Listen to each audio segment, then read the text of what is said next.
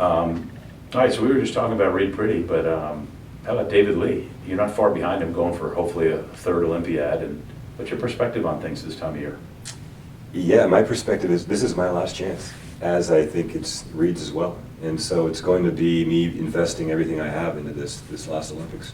And this will probably be my last year with the national team as well. So we have a good team, a young team, very strong team, coming off a great summer last year, winning World Cup.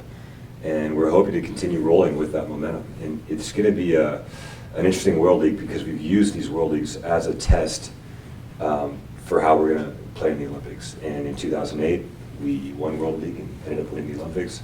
In 2012, we finished second and had one of our best pool play runs in the 2012 Olympics, but lost in the quarterfinal. So we're hoping that we can have a great World League and that turn into a great Olympics. Just back to that a little bit, because you just alluded to something I really hadn't thought of, but what do you want to do when you grow up, when volleyball's over? Not sure. I definitely want to take some time after I finish, while I'm still in a pretty healthy and athletic shape, to really explore the world some more, travel some more. I think the greatest thing about this job is that it's given me a chance to see the world. The last 12 years I've lived overseas, and when I'm not playing volleyball, I like to travel. So that will be my first step. And I wouldn't mind getting back into volleyball after I'm done, because it has given me so much, and I kind of want to give back my expertise and my experience of the game to younger players. Coaching? Maybe. Yeah. In some aspect. Yeah. To be involved. Well, I've had other people tell me in sports, not just volleyball, that they've gone to so many places as athletes or coaches, and they've enjoyed it, but they wish they could have seen it as a tourist. Yes. So maybe, like, what would be an example? So last November, after we finished World Cup, I took the 3 months off before I went to go play professionally. And I went to the Philippines, and I had a vacation that was strictly as a tourist. And it's night and day compared to when you go as a professional. I mean, we just got back from Cuba, and we got to see downtown Havana and walk around. We really didn't get a full view of what it really had to offer. And so I think it's interesting for me to see all these places as a volleyball player than to actually go back as a tourist.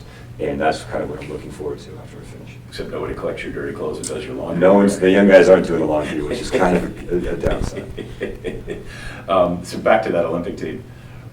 There has to be wisdom and experience that you're imparting to all these young guys, because this will be a very, very young team no matter how it comes down. Yeah.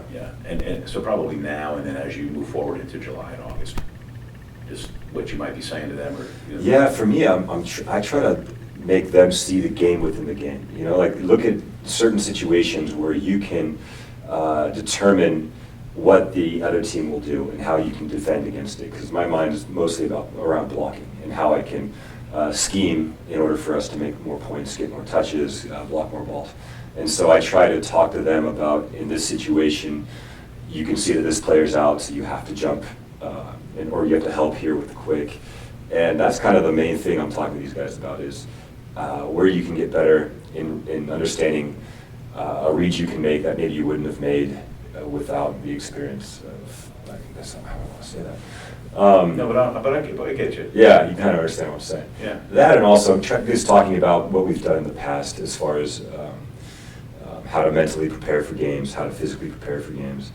That's definitely something I learned, and I'm constantly tweaking throughout the years that I continue to play. Just figuring out little loopholes or small things you can do to be prepared physically, mentally for each match. For you personally, not just in a team sense, I mean, you're coming into these last couple of months, it's something that I'm sure every day you're embracing, reminding yourself of what it is, and what would it mean, obviously, to win. Yeah, we just had a really good meeting today with Sproul, with Coach. Just talking about there's not much time, and we need to seize every opportunity you have. You don't want to look back when this is all over and saying, I didn't take each training day, I didn't exploit it to the fullest, and that's why we didn't win. So I think now it's every day in the gym, it's like an Olympic final, or like we say, the quarterfinals is what we normally talk about, because that's one of the toughest matches, because that match will in turn lead on to the semis and finals.